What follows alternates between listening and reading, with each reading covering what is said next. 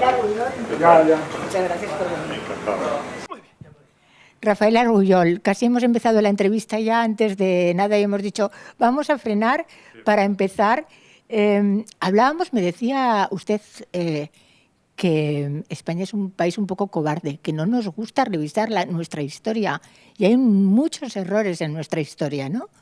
Sí, es un país que le disgusta mirarse en el espejo. Bueno, mirarse en el espejo de manera narcisista, más o menos populista, sí, pero mirarse en el espejo en el sentido de hacer autocrítica, en el sentido de ver qué es lo que ha sucedido en el transcurso del camino histórico que lleva hasta la actualidad, le cuesta mucho. De hecho, ahí tenemos el caso bien reciente de la Guerra Civil, que es algo que aún no se ha revisado. O sea, se ha hablado mucho, pero no se ha revisado en profundidad. Los propios historiadores siguen sin entrar a saco en lo que es la Guerra Civil. Incluso para investigar la figura de Franco aún hay que pasar por la Fundación Francisco Franco. Hay toda una serie de cosas completamente insólitas vistas desde otros países europeos, pero yo diría que tampoco ha revisado hitos fundamentales de su historia, como lo que significó la conquista y descubrimiento de América, lo que significó la expulsión de los judíos, lo que significó el que quedara truncada la Ilustración en el siglo XVIII. Hay toda una serie de cosas que vamos arrastrando, vamos cargando, sin que verdaderamente lo miremos cara a cara, lo miremos de frente. No sé yo si el enfrentamiento continuo de estos dos bandos en España se produce precisamente por esto, porque no hemos sabido conciliarnos con nuestro pasado. Bueno, para conciliarse auténticamente con el pasado, primero hay que hacer autocrítica de este pasado. O sea, es imposible conciliarse. El caso más rotundo, es verdad que también el más brutal reciente es el de Alemania. O sea, Alemania ha podido vivir unas décadas de conciliación consigo mismo, no sé si serán muchas, pero unas décadas a finales del siglo XX, principios del siglo XXI, gracias a que hizo una autocrítica brutal de la brutalidad que había significado el nacionalsocialismo en la Segunda Guerra Mundial. Creo que es, en ese sentido, el país que más hondamente ha entrado en su propio pasado sin importarle hurgar en la herida. Entonces yo creo que para conciliarse hay que autocriticar. Y en el caso de España, por ejemplo, el anticlericalismo soterrado que aún tiene la izquierda, que le impide, por ejemplo, considerar temas teológicos o temas trascendentes, y la incapacidad que tiene la derecha para crear una especie de visión democrática moderna, son claros ejemplos de que se va arrastrando el pasado sin enfrentarte a él. Yo veía esta mañana, estaba ultimando la preparación de su entrevista y me he encontrado un debate de tantos debates como hay en la tele estos días sobre los candidatos a las nuevas elecciones y era un poco patético por esto precisamente de que todo el mundo se tira a la cabeza, los reproches a la cabeza, al final en un tiempo de cambios donde parece que de los cambios no hablamos, ¿no? Bueno, hay tres características españolas demasiado presentes y demasiado extendidas, que son, por un lado, el grito. La gente grita demasiado. Yo creo que grita porque tiene miedo al silencio, entonces necesita el grito. Algo que va muy vinculado con el grito, que es el gregarismo. O sea, muchas veces la gente manifiesta una opinión cuando otros han manifestado también una opinión y así forman una opinión grupal gregaria. Y lo que desde el punto de vista político y periodístico está vinculado al grito y está vinculado al gregarismo, que es el tertulianismo. Es un país en que todo el mundo es tertuliano, cosa completamente insólita y excepcional en Europa, y es un país que cuando sucede algo importante en el mundo, en lugar de recurrir a alguien que sepa verdaderamente de esa cuestión, se recurre a un tertuliano que va hablando y que sabe de todo sin saber de nada. y que para imponer sus argumentos acostumbra a cortar al otro y a gritar. Estas son características muy propias de la vida social española que impregnan, evidentemente, la vida política e impregnan pues, lo que puede ser el debate de candidatos en cualquier elección. Yo no sé si los españoles realmente nos estamos dando cuenta de que estamos en una época de transformación. Parece que los nuevos partidos hayan salido de la nada, que no tengan una justificación, o parece incluso que estemos esperando a volver a esa época de bonanza que parece que todo el mundo cree que va a regresar, ¿no? Es un poco lo que decíamos antes respecto a la propia autocrítica histórica. En la medida que tú no ahondas en el pasado, ni remoto ni inmediato, crees que aquello que está sucediendo es completamente nuevo. Claro, ¿por qué? Porque tú mismo no tienes los hilos que vinculan la tradición. Algunos fenómenos políticos de nuestros días, como puede ser Ciudadanos o como puede ser Podemos o otros fenómenos, en realidad son fenómenos viejos, que si la gente analizara lo que ha sido la historia reciente de España, vería las raíces de estos fenómenos. Por ejemplo, en el libertarismo, en el anarquismo, a veces incluso en el falangismo. No es tan nuevo, es viejo, pero a la gente le aparece nuevo porque es como aquel que no ha visto el mar. Claro, ve el Mediterráneo y descubre el Mediterráneo. Pues un poco ocurre con nuestro pasado histórico, que al no conocerlo todo hace que sea presente. Eso se manifiesta muy bien en el terreno de la cultura. Así como hay países como Italia, Francia, Alemania y Gran Bretaña, cuyas calles están impregnadas de cultura, y la gente sabe a través de las escuelas que estas calles están impregnadas de cultura, en España eso no sucede. Nosotros aquí tenemos, por ejemplo, en Barcelona, calles ridículas dedicadas a Goya o dedicadas a Mozart o dedicadas a grandes compositores y artistas. No hay una calle importante que atraviesa la ciudad hacia el Poblenou, que es la calle Ramón Llull. Estoy seguro que el 90% de los habitantes de esta ciudad cree que es una calle. No lo vincula a Ramón Llull, a Raimundo Lulio, que fue uno de los principales pensadores de la Edad Media. Hay esa falta de impregnación de lo cultural en la vida social española, lo cual hace que sea muy difícil crear una tradición y sea muy difícil advertir el presente desde el punto de vista del pasado y desde el punto de vista del futuro. Es curioso porque hubo un momento en este país en el que se erradicó el analfabetismo y todo el mundo pensó que en ese momento la cultura de alguna manera nos transformaríamos en un país culto. Y no ha sido así. ¿Cómo están las universidades? Bueno, yo siempre me gusta decir que en España ha habido 4 contrarreformas. La primera contrarreforma fue en el siglo XVI y empezó con la expulsión de los judíos, porque los judíos eran una minoría, no tan minoría, 1 de cada 8 habitantes de la península ibérica eran judíos, y eran la minoría que sabía leer y escribir. Y de repente se expulsó a todos los que sabían leer y escribir. La consecuencia inmediata fue un ambiente de ignorancia en la que se impuso el sectarismo ideológico, que fue lo que llamamos contrarreforma. En el siglo XVIII, delante del intento de la Ilustración, de los jovellanos, Moratín, etcétera, etcétera, hubo la contrarreforma culminada luego por Fernando VII, que acabó con las esperanzas de los propios afrancesados y de importar las ideas de la Revolución Francesa. Hubo un gran intento de reforma antes de la Guerra Civil, en la Segunda República y antes de la Guerra Civil, abortado por el franquismo, que sería la tercera contrarreforma. Y hay un interesante intento de reforma en los años 80 y 90 que ha sido abortado posteriormente. Con lo cual, todos los intentos de verdadera inmersión en la modernidad, en la Ilustración, parece que se vean paulatinamente frustrados.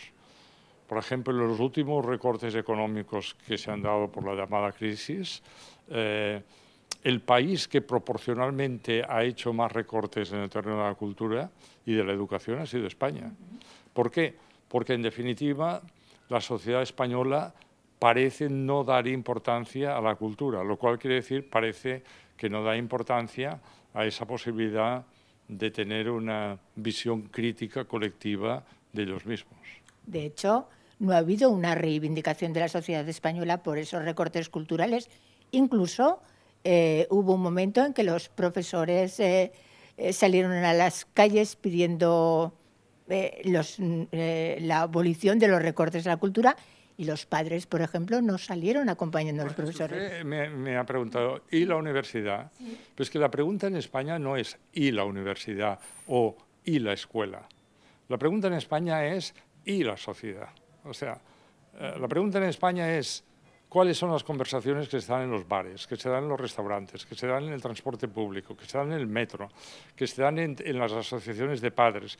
Esto es lo que hay que preguntar, porque la escuela es relativamente buena en relación a lo que es la sociedad y la universidad es extraordinaria en relación a lo que es la sociedad.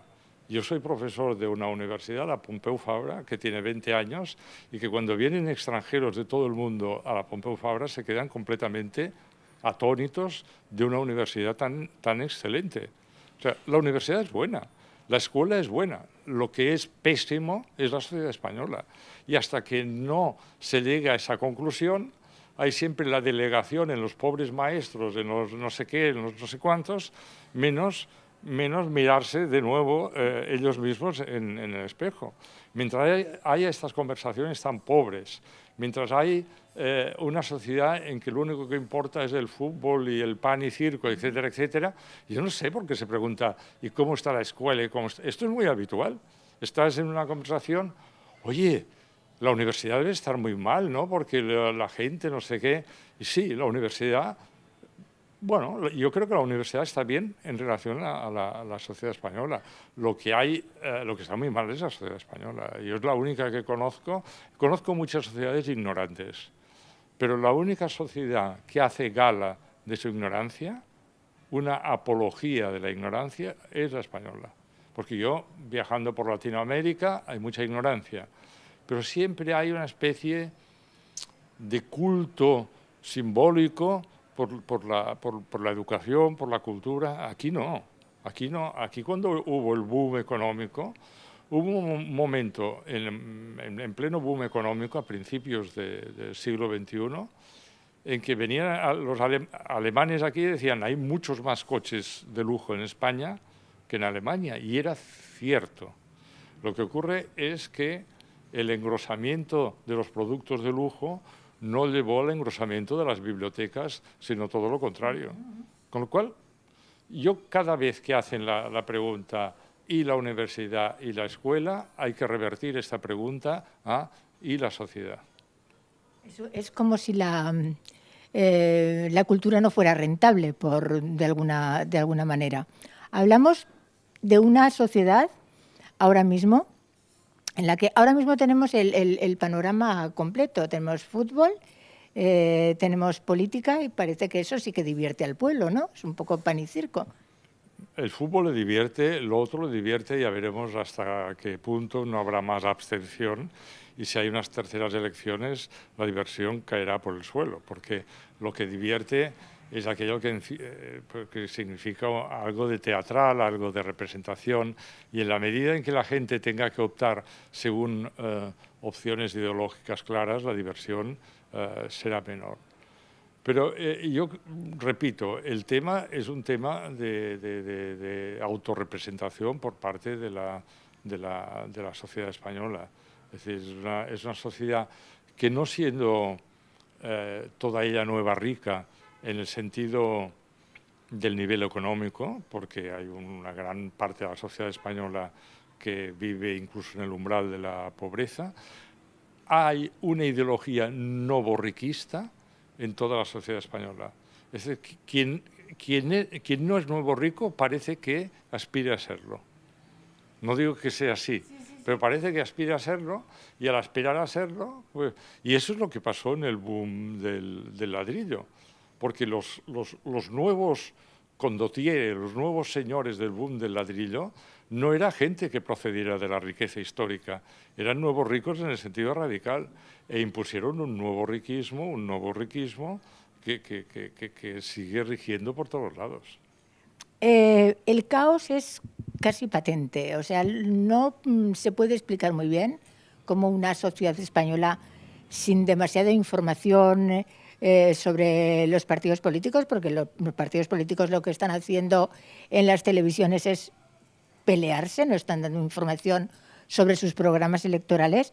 ¿Cómo podemos ir a unas segundas elecciones y pensar que esto va a salir bien? ¿Cómo nos podemos enfrentar a una Europa ahora también con problemas, a un mundo, una globalización? Eso es lo que le quería decir. Está bien poner el énfasis en la sociedad española, pero no olvidemos que estamos hablando de problemas universales. Es decir, en estos momentos la falta de calidad democrática es algo que afecta a la mayoría de los países del mundo, incluyendo en un primerísimo lugar a Europa. Europa es un proyecto sin fuerza, es un proyecto sin ilusión en estos momentos, y es un proyecto donde ha bajado muchísimo la calidad democrática en relación, por ejemplo, a lo que era la Europa socialdemócrata de finales del siglo XX, la de Olof Palme, la de la socialdemocracia alemana y nórdica, etcétera, etcétera. Lo hemos visto con la crisis de los refugiados. Es decir, que es un fenómeno universal, un fenómeno en el cual el miedo que se provoca en el mundo puede llevar claramente a populismos xenófobos y está llevando. Lo que habría en España es que se acentúa el carácter de ignorancia respecto a la propia conciencia. Pero España participa de un fenómeno que es un fenómeno global. Ignorancia, populismo, oda por la mediocridad y un problema europeo importante. Estamos con el Brexit ahora también, parte de la sociedad británica quiere salirse del euro y unas instituciones ya está fuera de Europa, quiere salirse, evidentemente, sí, claro, y una Europa que no reacciona. Bueno, es que yo también me iría. Yo soy muy europeísta, he sido muy europeísta. De hecho, el problema de los nacionalismos, tanto el español como el catalán, para mí tenía solución a través de Europa, si me hubieran preguntado hace 20, hace 15 años sobre esto. Además, a mí el proyecto europeo me ilusionaba mucho, pero no es el caso en estos momentos. Es decir, yo entiendo que alguien, no un país, sino un ciudadano quiera irse. Yo, más que europeo, me gustaría ser apátrida en estos momentos. Es decir, no hay ilusión en el proyecto europeo y, por tanto, la gran alternativa que teníamos en la historia europea moderna pues está fracasando. Y eso puede ser muy peligroso porque Europa, por primera vez en siglos, ha llevado un periodo de estabilidad y de paz considerable. ¿Ha fallado estrepitosamente la socialdemocracia en Europa? No. De nuevo vamos al tema de la sociedad. Falla el hombre. Es que, claro, siempre tendemos a creer que falla lo otro, pero lo que falla es el ser humano. Es decir, el capitalismo. El capitalismo es codicioso por naturaleza, porque por algo es el capitalismo. El problema es, la pregunta radical es si es que el hombre no es codicioso por naturaleza. Esa es la pregunta radical que uno tiene que tener el atrevimiento de hacerse. Y por eso yo creo que la democracia en Grecia estuvo muy relacionado con la filosofía y con la tragedia griega, porque es una pregunta en que viene todo junto, es decir, se pregunta, ¿podemos vivir libremente? Y al mismo tiempo se pregunta, ¿podemos vivir libremente nosotros que tendemos a ser codiciosos, a ser avaros, a imponer la fuerza, etcétera, etcétera? Eso es lo que hay que preguntarse. O sea, lo que decíamos antes respecto a España es lo que el ser humano tiene que tener la valentía de preguntarse. Y yo creo que somos codiciosos, somos avaros, de la misma manera que a veces somos generosos y somos davidosos, a veces, depende.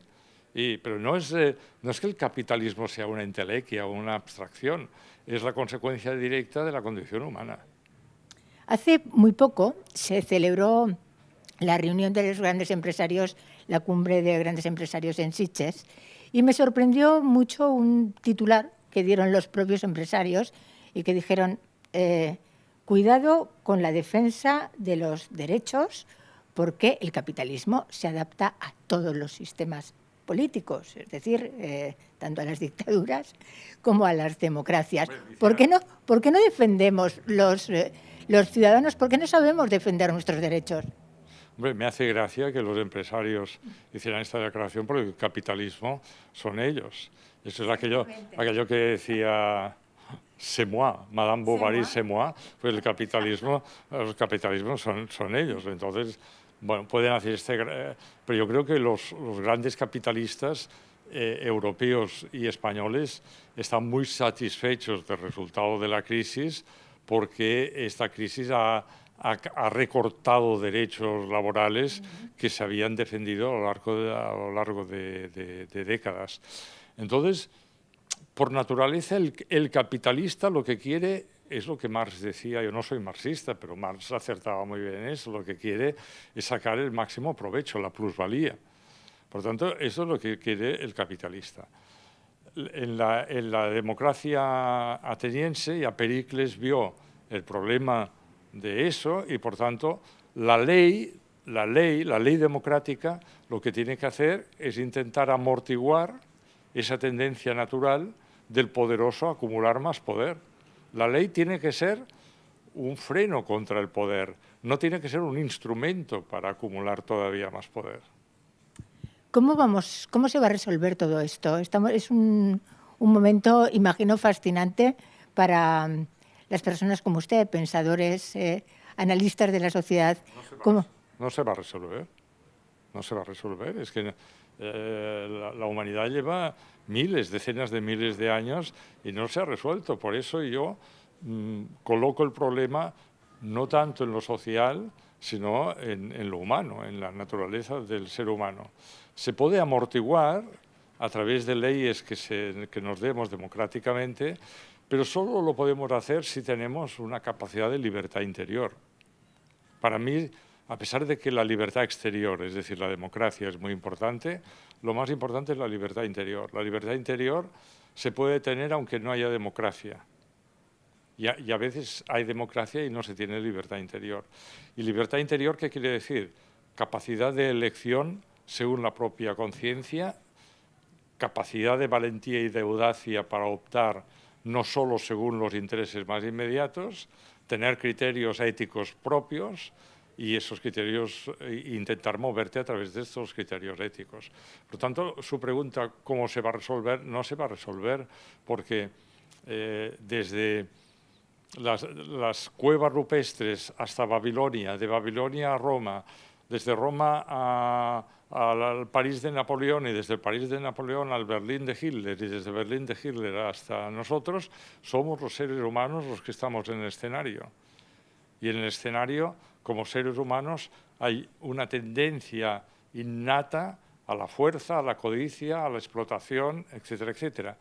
Y hay una contrapartida que es la elección cultural, la elección de la civilización, que es establecer unas leyes, establecer unas cotas a esa fuerza negativa. Quizás mi pregunta debería ser otra.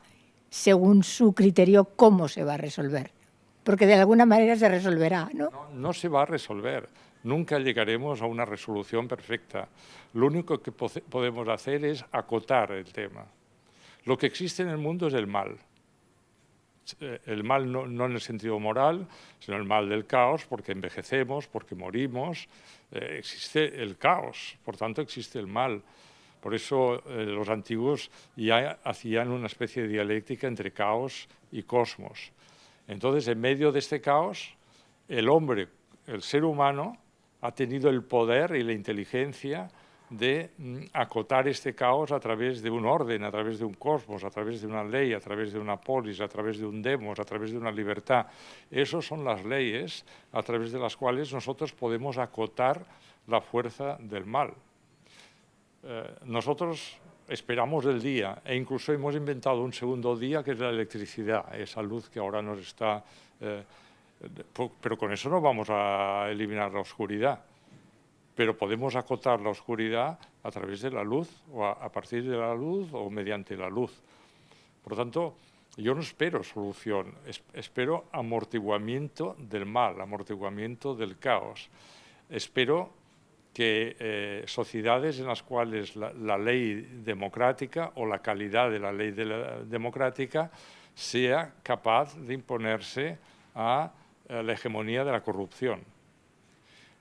La corrupción es tan innata en el ser humano que ya Pericles, el primer demócrata, en un momento determinado llegó a la conclusión que era mejor que los candidatos se presentaran por sorteo, para evitar la corrupción. O sea que la corrupción no la vamos a eliminar, lo que tenemos que hacer es acotarla.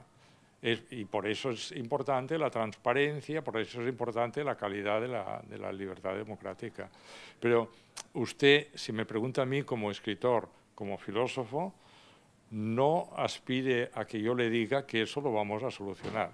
Ahora, si me pregunta a mí como demagogo, le diré, lo vamos a solucionar. No, la demagogia vamos a dejarla. Vamos para otros, evidentemente. En esta entrevista no pretendíamos tocar todo excepto la demagogia. Dígame, ¿cómo se imagina usted una sociedad de jóvenes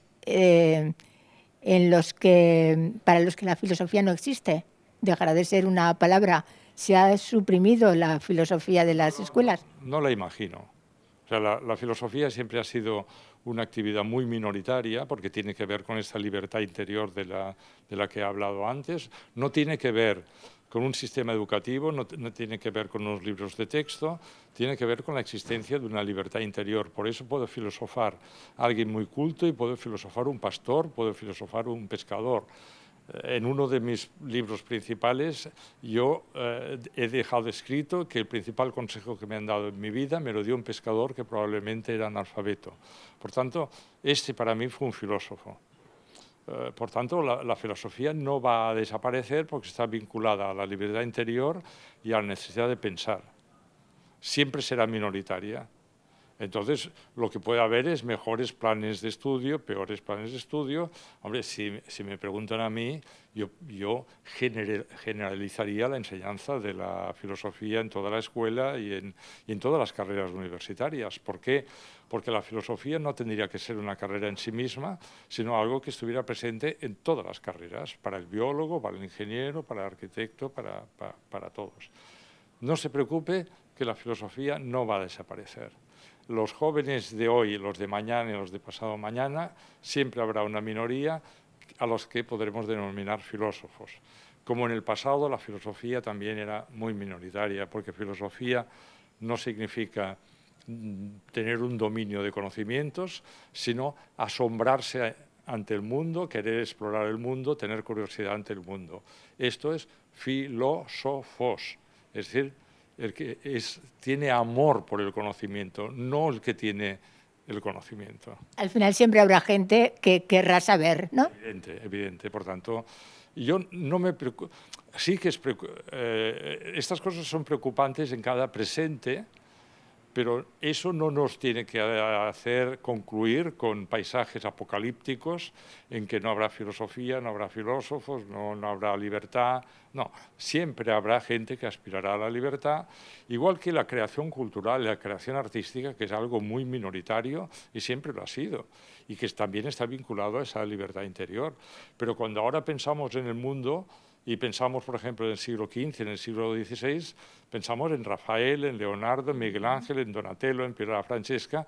No pensamos en el desgraciado que ganó mucho dinero en aquella época. Nos da lo mismo. Ni pensamos en aquel que tuvo lo que ahora llamamos mucho éxito en aquella época.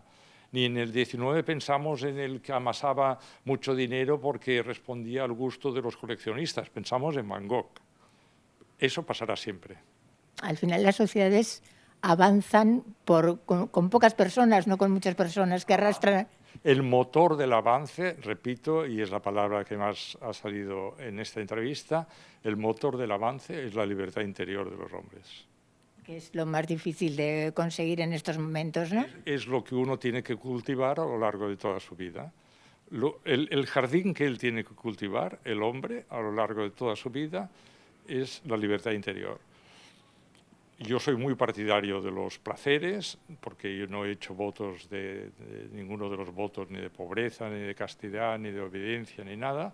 Soy muy partidario de las pasiones, los placeres, las pasiones. El hombre tiene que gozar la vida, la breve vida que se le ha dado, pero la principal misión, aquello que al final de sus días le hará decir he ganado o he perdido, es si el jardín de su libertad interior florece o no. Vamos terminando, Rafael, pero qué manía tenemos de tropezar siempre en las mismas piedras, época tras época, tras época, tras época. Es normal, porque nosotros creemos que el tiempo es lineal, y usted habla época tras época tras época, pero junto con el tiempo lineal hay el tiempo cíclico de la naturaleza humana. Por eso la poesía se ocupa de pocos temas, de 5 o 6 que se van repitiendo en cada siglo, en cada época, etcétera, y que son las pasiones humanas que se van repitiendo, porque somos lineales en el sentido que, en efecto, pues van pasando miles de años de especie humana, pero somos también cíclicos en el sentido que vamos repitiendo nuestros miedos, nuestras esperanzas, y en ese sentido es normal que tropecemos varias veces con la misma piedra, y también es normal que nos levantemos cada vez. Pues mire usted, señora Argullol, que yo pensaba que íbamos a terminar esta entrevista de una manera muy pesimista, y no, en absoluto. Pero, al contrario, ¿no? Sí. Lo que sí ocurre es que tenemos que espabilar un poquito, ¿no? Tenemos que... Hay que espabilar siempre, hay que estar alerta, no hay que estar adormilado. Hay que dormir con sueños y al despertar a estar alerta, a tener los sentidos alerta, siempre estar en cierto modo en condiciones de aprender y de explorar y de sentir curiosidad, nunca estar de vuelta. Huir de las manipulaciones y pensar por sí mismo. Pues muchísimas gracias y ha sido muy esclarecedora la entrevista. Gracias, señora Argullol. Gracias a usted.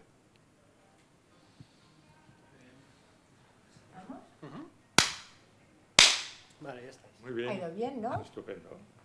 Si a usted le ha gustado también. Sí, sí. Pues sí. ¿Qué dijo el pasto? El pescador. Claro. Yo me he quedado con la mosca. Digo, hombre, las lecciones así.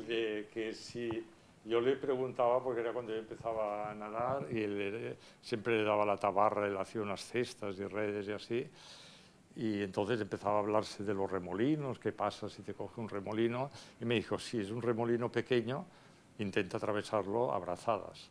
Si es un remolino grande, te dejas tragar por él y él mismo con la propia fuerza te tirará hacia afuera. Un salto de fe. ¿Eh? Un salto de fe. No, es que no, pero los remolinos hacen eso. Ya, pero... Es que no hay remedio. O sea, lo que tienes que hacer es eso. Si el remolino es pequeño, cruzarlo con tus propias fuerzas, y si es muy grande, hace chac, chac, y te tira hacia arriba y te salvas.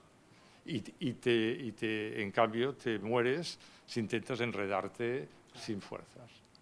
Esto, como metáfora de la vida, es muy importante y me lo dijo un pescador. Sí, sí. Bueno, esto es parecido a lo que dicen los chinos del junco, ¿no? O sea, sí, pero en este caso lo decía un pescador que seguramente era analfabeto. Seguro. Estupendo. Muy bien, oye. Sí. Pues, Rafael, ha sido un auténtico placer. Placer para mí. Y esta es de las entrevistas que la segunda entrevista.